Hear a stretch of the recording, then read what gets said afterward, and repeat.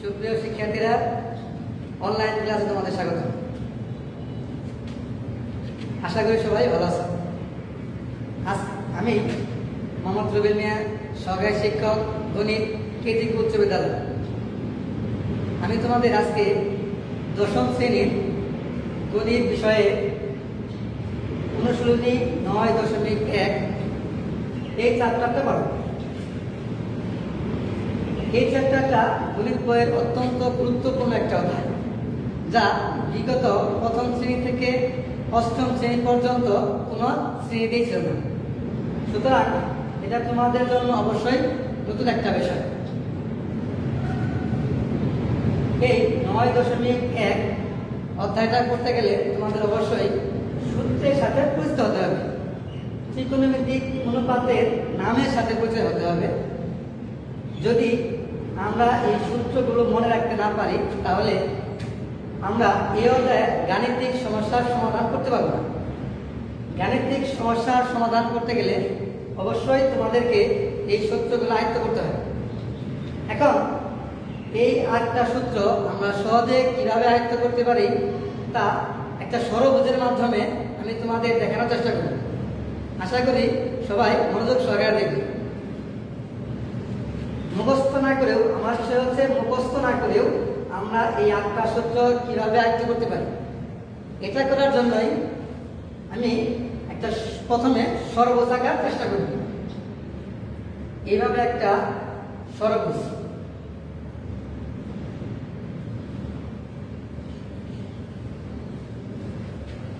ষড়ভুজ হয়ে গেল। এই ষড়ভুজটা আঁকানোর শেষে আমরা কোণাকুণি যোগ করে দেব। যেমন এই কোণার সাথে এই কোণা, এই কোণের সাথে এই কোণ, এবং এই কোণের সাথে কত এই কোণ।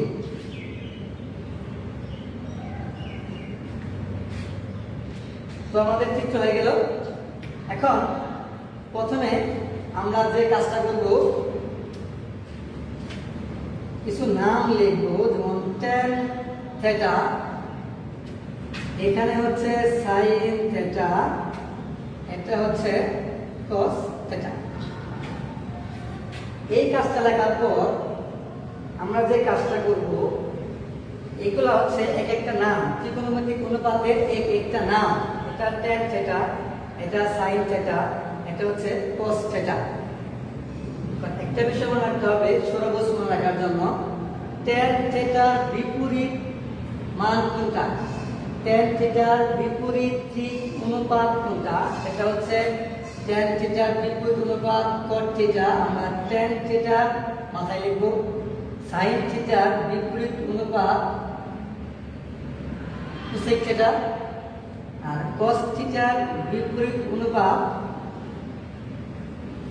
sec theta. শেষ করার পর আমরা এখানে একটা 1 বসিয়ে দেব। তো আমার ষড়ভুজ আঁকানো শেষ। এখন এই সূত্র থেকে আমরা সহজে কিভাবে এই সূত্রগুলো মনে রাখতে পারি তা আমি তোমাদের বলে দিচ্ছি। কিভাবে মনে রাখতে পারি, যেমন এটা হচ্ছে sin থিটা। এই sin থিটার মাথায় কত, মাঝখানে কত 1, আমরা লিখবো কত 1। তারপরে মাথায় কত আছে cosec থিটা, তাহলে আমরা লিখবো কত 1/cosec থিটা। অনুরূপভাবে যদি আমি cosec থিটা লিখি, তাহলে হচ্ছে এই হচ্ছে cosec থিটা, তাহলে cosec থিটা সমান হবে 1/sin থিটা, 1/sin থিটা। তাহলে একইভাবে যদি আমি তোমাদের দেখাই tan থিটা, তাহলে tan থিটা সমান কত, তাহলে তোমরা বুঝতেই পারছো tan থিটার পরে এখানে কত আছে 1, তারপরে মাথায় কত cot। তার মানে এখানে 5 নাম্বার যে পয়েন্টটা, tan থিটা সমান কত 1/cot থিটা। একইভাবে যদি আমি cot থিটা বের করার চেষ্টা করি, তাহলে এই হচ্ছে cot থিটা, cot থিটা সমান হচ্ছে 1/tan থিটা। একইভাবে যদি আমরা cos এ প্রবেশ করি, তাহলে cos থিটা সমান কত 1/sec থিটা, আর sec থিটা সমান কত 1/cos থিটা। এই গেল 1 থেকে 6 পর্যন্ত। এখন 7 সাথে কি বলা আছে tan থিটা সমান sin বাই cos থিটা। এটা যদি আমরা সরলরেখা থেকে বের করার চেষ্টা করি তাহলে দেখো এখানে হচ্ছে tan থিটা নিচে কত sin পরে কত cos। তাহলে আমরা লিখতে পারি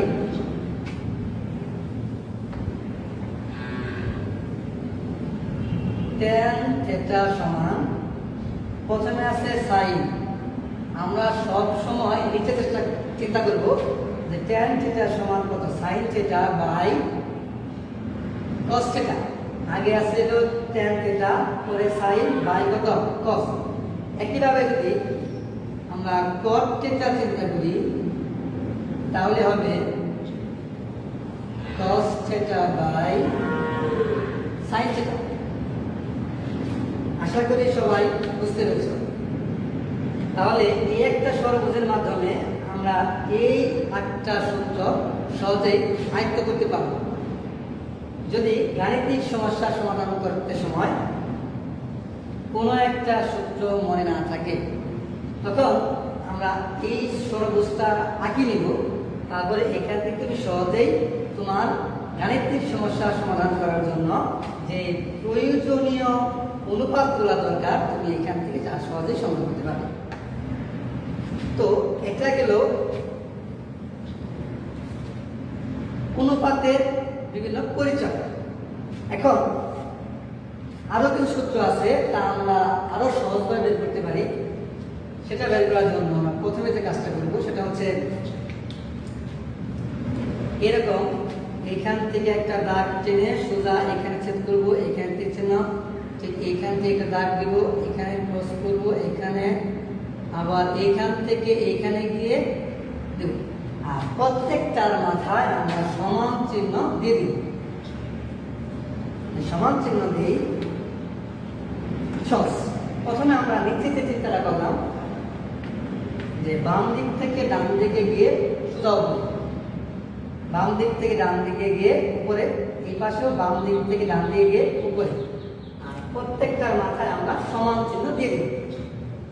সমান চিহ্ন দেওয়ার পর আমি প্রত্যেকটা জায়গায় স্কোয়ার, এই হচ্ছে স্কোয়ার, এই হচ্ছে স্কোয়ার, এই হচ্ছে স্কোয়ার, আমি প্রত্যেকটা জায়গায় স্কোয়ার দিয়ে দিলাম। এটা দেওয়ার কারণ হচ্ছে যে ত্রিকোণমিতিক অনুপাতের ক্ষেত্রে কিছু বর্গের সূত্র আছে স্কোয়ার।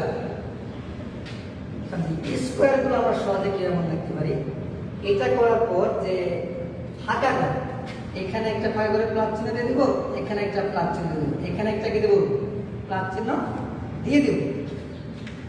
এখন এই প্লাস চিহ্ন দিয়ে আমরা অন্য সূত্রগুলো কিভাবে বের করতে পারি। যেমন প্রথম যে চিন্তা করি আমরা এই তীর চিহ্নটা হলো কোন দিক থেকে কোন দিকে প্রবেশ করছে, এটা ছিল বাম, এই দিক থেকে ডান দিকে ঢুকে তারপরে কোথায় উপরে। তাহলে এই যে রশ্মি চিত্র আছে এই রশ্মি চিত্রের প্রথমে কত আছে, তাহলে এই রশ্মি চিত্রের প্রথম যে মাথা চিন্তা করি তাহলে এখানে আছে আমার সাইন। যদি আমি 1 নাম্বার সূত্র লিখি তাহলে প্রথমে আছে সাইন, তারপর স্কোয়ার, সাইন স্কোয়ার থিটা। মাঝখানে এইটা ক্রস করার সময় কি লেখা আছে প্লাস, দিব আমরা প্লাস। এই মানে থেকে এই কোণায় প্রবেশ করার পর এই কোণায় কি আছে cos স্কোয়ার থিটা, এই দিলাম cos স্কোয়ার থিটা। এটা শেষ করে এই যে মুখটা চলে গেছে এটা যে শেষ হতে কোথায় এই মধ্যবিন্দু, এখানে কত আছে 1, তাহলে sin square theta plus cos square theta সমান লিখব কত 1। তাহলে আমরা কি পেলাম যে sin square theta plus cos square theta সমান কত 1। গাণিতিক সমস্যার সমাধান করার সময় অনেক সময় বিভিন্ন মান বের করতে বলা হয়ে থাকে। যেমন অনেক সময় লাগে আমি যদি এখানে সাইনটা রেখে দিই তাহলে sin স্কয়ার থিটা সমান 1 লিখলাম, এই প্লাস cos। যদি আমি অন্য প্রান্তে রূপান্তর করি তাহলে এই প্লাসটা কি হয়ে যাবে মাইনাস হয়ে যাবে 1 মাইনাস cos স্কয়ার থিটা। তাহলে আমি sin স্কয়ার যদি আমার প্রয়োজন হয় তাহলে sin স্কয়ার থিটা সমান হবে 1 মাইনাস cos স্কয়ার থিটা। নিশ্চয়ই বুঝতে পারছো। এখন sin প্রয়োজন হলো না, কি প্রয়োজন হলো cos স্কয়ার থিটা মান। তাহলে আমরা যদি এখানে cos স্কয়ারটা ঠিক রেখে এই হচ্ছে cos স্কয়ার ঠিক রেখে অনুরূপভাবে আমরা কি লিখতে পারি 1 থাকলো এই sin প্লাস ছিল এই পাশের মান হয়ে যাবে কত মাইনাস sin স্কয়ার থিটা। তাহলে আমরা যদি এই সূত্রটা সহজ থেকে দিতে পারি এটার সাথে সামঞ্জস্যপূর্ণ দুইটা সেটা হচ্ছে sin স্কয়ার থিটা সমান আমরা cos স্কয়ার থিটা লিখতে পারি আর cos স্কয়ার থিটা সমান 1 মাইনাস sin স্কয়ার লিখতে পারি। তাহলে এইগুলো একটা। এখন যদি আমরা অন্যটাই যাই, আশা করি পূর্বেরটা বুঝতে পেরেছ। যদি পূর্বেরটা বুঝতে পারো তাহলে অবশ্যই পরবর্তীটাও তোমরা সহজেই বুঝতে পারবে, এমনকি নিজেরাই চেষ্টা করতে পারবা। যেমন যদি আমাদের এটা শেষ হয়ে থাকে তাহলে আমরা পরবর্তী চলে যাব এখানে। যদি আমরা এইটা চিন্তা করি তাহলে এটার এই মাথায় কত আছে, এই মাথা 1 এর ঘরে আছে, তাহলে এটা 2 নম্বরে লিখব 1। তারপর এই দিক থেকে এই ঘরে যাব, মাঝখানে আছে প্লাস চিহ্ন, এই জায়গায় থেকে এই জায়গায় মাথায় কত আছে cot স্কয়ার থিটা, তাহলে আমরা লিখব cot স্কয়ার থিটা। প্রথম এই প্রান্ত 1, তারপরে মাঝখানে প্লাস চিহ্ন, পরে cot স্কয়ার থিটা, পরে এটা গিয়ে শেষ হচ্ছে এখানে, এখানে সমান চিহ্ন মাথায় কত আছে cosec স্কয়ার থিটা, তাহলে আমরা লিখলাম কত cosec স্কয়ার থিটা। ঠিক পূর্বে যে কাজটা করেছি যদি আমরা ওরকম চিন্তা করি তাহলে প্রথমে যদি আমরা এখানে 1 লিখি যে 1 নাম্বার সূত্র দিয়ে, এই হচ্ছে এই 1 রাখলাম, এই হচ্ছে cosec স্কয়ার থিটা, এই প্লাস cot, এই প্লাস cot ওই পাশে গিয়ে হবে মাইনাস cot স্কয়ার আছে স্কয়ার, তার মানে 1 সমান হচ্ছে cosec স্কয়ার থিটা মাইনাস কত cot স্কয়ার থিটা। আমরা যদি এভাবেই লিখি, সাধারণত বইয়ে যেভাবে লেখা থাকে যে cosec square theta minus cot square theta সমান 1, তো জিনিসটা কিন্তু একই। এখানে 1 সমান cosec square theta minus cot square theta, এটা 1 এর সমান। কিন্তু আমরা অভ্যস্ত হচ্ছে এইভাবে যে cosec square theta minus cot square theta সমান হচ্ছে 1। এই একটা পরবর্তীতে যদি আমি cot রেখে দিই, cot স্কয়ার রেখে দিলাম, তাহলে হবে cosec স্কয়ার থিটা এই প্লাস 1 স্থান পরিবর্তন করে হবে মাইনাস 1 এর পাশে গিয়ে, তাহলে cot স্কয়ার থিটা সমান হবে cosec স্কয়ার থিটা মাইনাস 1। তাহলে এখানে আমরা তিনটা সূত্র পেয়ে গেলাম, 1 প্লাস cot স্কয়ার থিটা সমান cosec স্কয়ার থিটা। এটাকে রূপান্তর করে যদি আমরা লিখি 1 রাখলাম, cosec স্কয়ার থিটা এই পাশেই থাকলো, এই প্লাস কত এই পাশে গিয়ে মাইনাস কত হয়ে গেল, তাহলে আমরা পেলাম 1 সমান cosec square theta minus cot square theta.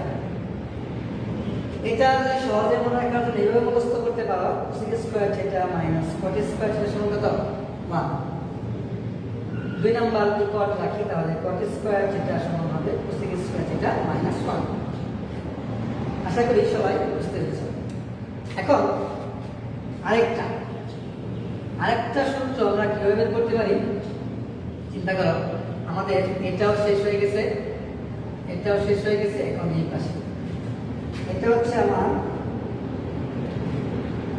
3 number দিয়ে লিখি, তাহলে আমরা এই বক্সে চিন্তা করব। প্রথমে কত আছে tan স্কয়ার থিটা, এই লিখলাম tan স্কয়ার থিটা, মাঝখানে প্লাস চিহ্ন, এই মাথায় আছে 1 লিখলাম 1 সমান দিয়ে আছে কত sec স্কয়ার থিটা। এই হচ্ছে আরেকটা সূত্র। ঠিক অনুরূপভাবে গত দ্বিতীয় সূত্রের মতো যদি আমরা লিখি তাহলে কি লিখতে পারি, তাহলে আমরা লিখতে পারি এই tan স্কয়ার থিটা যদি রাখি 1 নাম্বার দিয়ে, তাহলে এই পাশে হবে sec স্কয়ার থিটা, এই প্লাস 1 হবে এই পাশে গিয়ে মাইনাস 1, এই একটা সূত্র হবে। আর 2 নাম্বার হবে যদি 1টা রেখে দেই তাহলে 1 সমান হবে sec স্কয়ার থিটা মাইনাস কত tan স্কয়ার থিটা। একটা তো এই যে 9.1 এটা আমি পূর্বেই বলেছি তোমাদের জন্য অত্যন্ত গুরুত্বপূর্ণ একটা এবং এই অধ্যায় সম্পর্কিত বিভিন্ন গাণিতিক সমস্যার সমাধান করতে গেলে আমার এই ত্রিকোণমিতিক অনুপাতের মান সম্পর্ক সবগুলো অত্যন্ত ভালোভাবে আয়ত্ত করতে হবে। এখানকার কোনোটা মিস করলে বা মনে না থাকলে এবং ওইটাই যদি গাণিতিক সমস্যার অন্তর্ভুক্ত হয় তাহলে আমরা কখনোই অঙ্কগুলো করতে পারবো না। এই জন্যই এই অনুপাতগুলো সহজে কীভাবে মনে রাখা যায় তা শুধুমাত্র একটা ষড়ভুজের মাধ্যমে আমি তোমাদের দেখানোর চেষ্টা করেছি। আমি মনে করি তোমরা অবশ্যই জিনিসটা ভালোভাবে বুঝতে পেরেছ। যদি তোমরা এটা বুঝতে পেরে থাকো তাহলে তোমরা এটা বাসায় ভালোভাবে বুঝতে নেবে এবং নিজস্ব খাতায় কয়েকবার করে এগুলা লিখবে। লিখলে এগুলা কয়েকবার লিখলেই এগুলা অটোমেটিক আয়ত্ত হয়ে যাবে। আমরা কখনোই গতানুগতিকভাবে মুখস্থ করার চেষ্টা করব না। গতানুগতিকভাবে মুখস্থ করার চেষ্টা করলে এই বিষয়গুলো আমাদের কাছে অনেক জটিল মনে হবে। সুতরাং জটিল চিন্তা না করে যদি তোমরা এই সর্বস্তর অনুসরণ করো তাহলে তোমরা সহজে এটা আয়ত্ত করতে পারবে। আয়ত্ত হয়ে গেলে তোমরা এই অধ্যায় করতে কোনো সমস্যাই হবে না। আশা করি তোমরা আমার যে আজকের ক্লাস ছিল এটা বুঝতে পেরেছ। যদি এই ক্লাসটা বুঝতে পেরে থাকো তাহলে পরবর্তী ক্লাসে যখন আমি এই অধ্যায়ের গাণিতিক সমস্যার সমাধান করব তখন তোমরা সহজেই প্রত্যেকটা বিষয় ভালোভাবে বুঝতে পারবে। তো ধন্যবাদ সবাইকে।